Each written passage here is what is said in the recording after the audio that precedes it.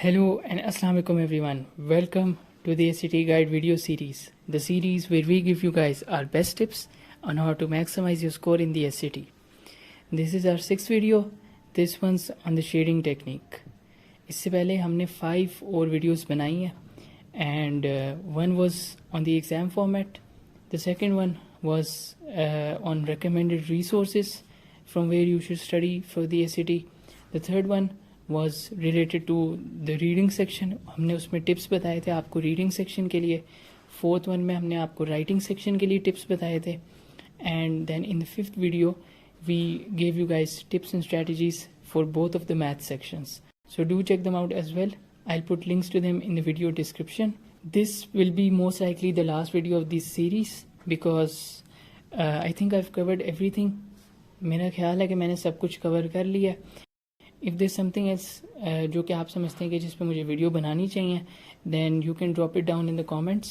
मैं comments पढ़ूँगा and I'll see if there's something else जिस पर मुझे वीडियो बनानी चाहिए. But most likely this will be the last video.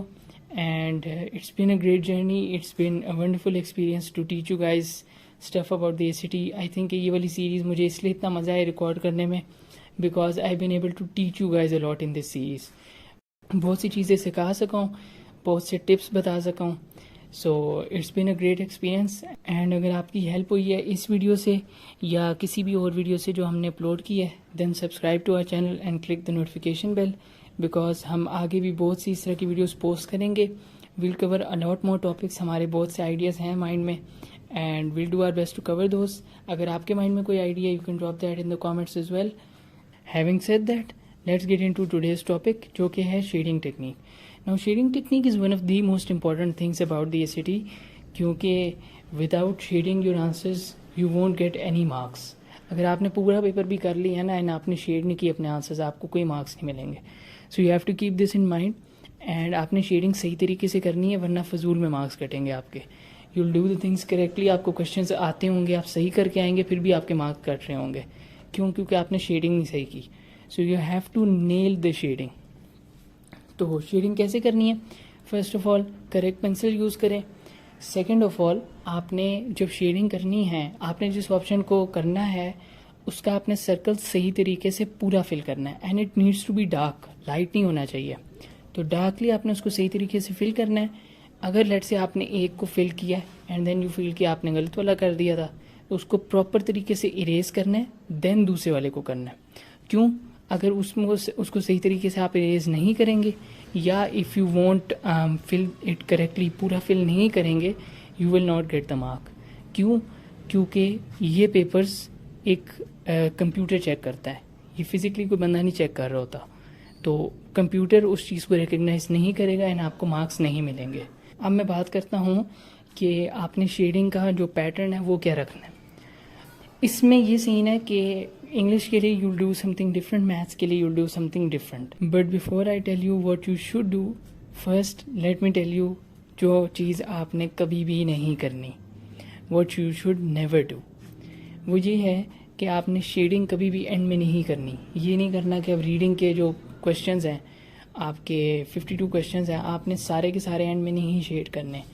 Under no circumstances आपने ये रिस्क लेना है.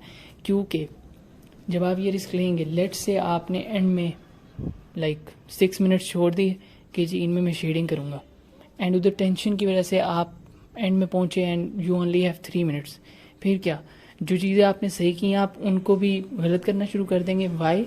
You'll be under pressure. 3 घंटे प्लस का टेस्ट है, आप टेंशन में होंगे, you'll be in a lot of stress and ये चीज़ कि आपके पास हाफ टाइम है या कम टाइम है जितना आपने रखा था उससे, ये चीज़ आपको बहुत ज़्यादा तंग करेगी एंड आपकी फिर दिमाग बिल्कुल भी नहीं चलता उस सिचुएशन में एंड आप गलत शेडिंग करना शुरू कर दोगे. यूल मेक मिस्टेक्स, आपके फजूल के मार्क्स कटेंगे.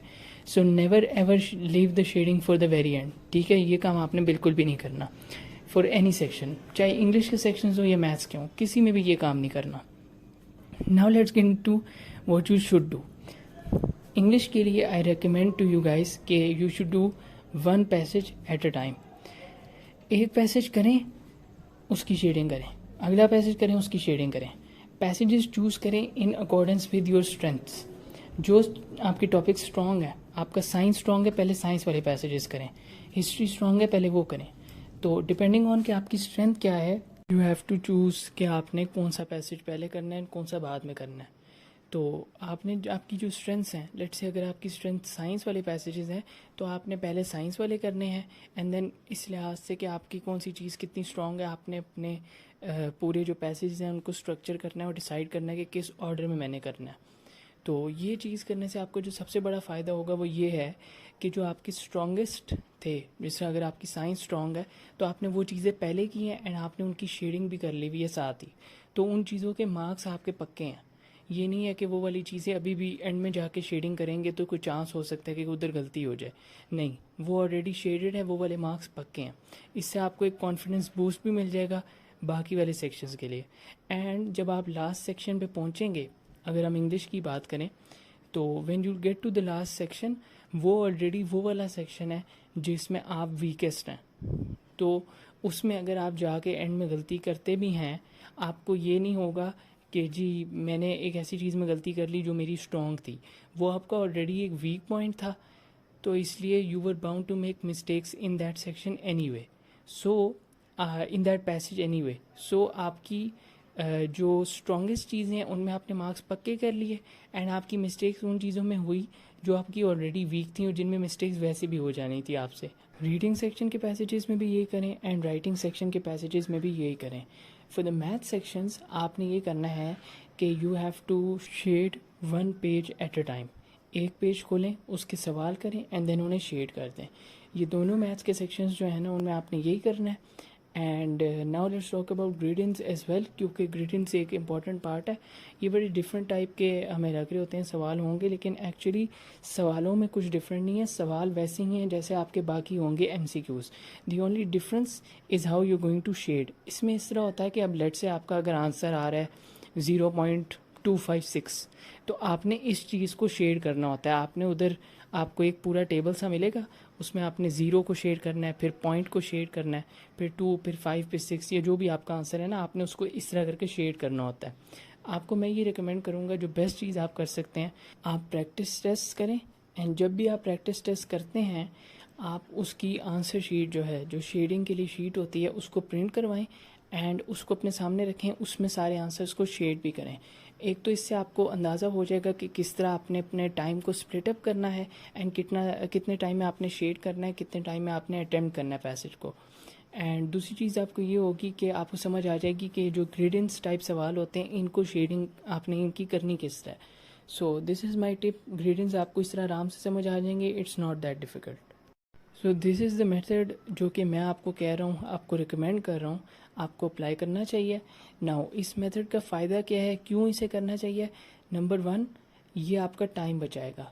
जब आप सारे सवालों को एंड में जाके करेंगे तो आपको दोबारा से पूरी बुकलेट को खोलना पड़ेगा एंड एक एक सवाल को देख के उसको शेड करना पड़ेगा उधर, तो उसमें आपका टाइम ज़्यादा लगेगा। जब आप एक पैसेज एट अ टाइम और उसमें मैथ्स में एक page at a time shade करेंगे तो आपका टाइम बचेगा। Secondly, you will manage your stress levels. अब 3 घंटे प्लस का टेस्ट है, आप खुद देखें, इतने मुश्किल टेस्ट में, एक ऐसे टेस्ट में जिसमें टाइम बहुत कम होता है एंड 3+ आवर्स के लिए आपको फुल अपना दिमाग लगाना होता है। जब आप एंड के लिए अपने सवाल छोड़ देंगे, अपने सवालों की शेडिंग छोड़ देंगे, तो एंड में आके आप बहुत ज़्यादा टेंशन में होंगे, आपको उस वक्त फिर दिमाग चल नहीं रहा होता, तो आप सिली मिस्टेक्स करेंगे एंड चीज़ें जिनके मार्क्स आपको मिलने चाहिए थे, जो आपने सही किए हैं, हो सकता है आप उनकी शेडिंग गलत करना शुरू कर दें। तो इसलिए ये चीज़ कभी भी आपने रिस्क नहीं करनी।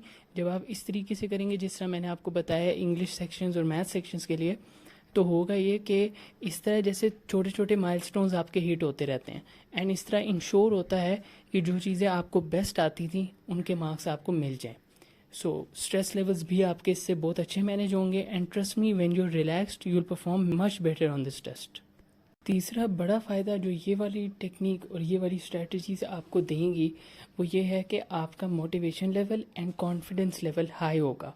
जब आप वो चीज़ें जो आपको बेस्ट आती थी उनको साथ ही शेड कर लेंगे, तो जब आप उन चीज़ों पे जाएंगे जो आपको मुश्किल लगती हैं, आपका कॉन्फिडेंस लेवल हाई होगा। क्यों? क्योंकि आपको ऑलरेडी पता है जो चीज़ें मुझे बेस्ट आती थी उनको मैंने शेड कर लिया हुआ है, उनके मार्क्स पक्के हैं।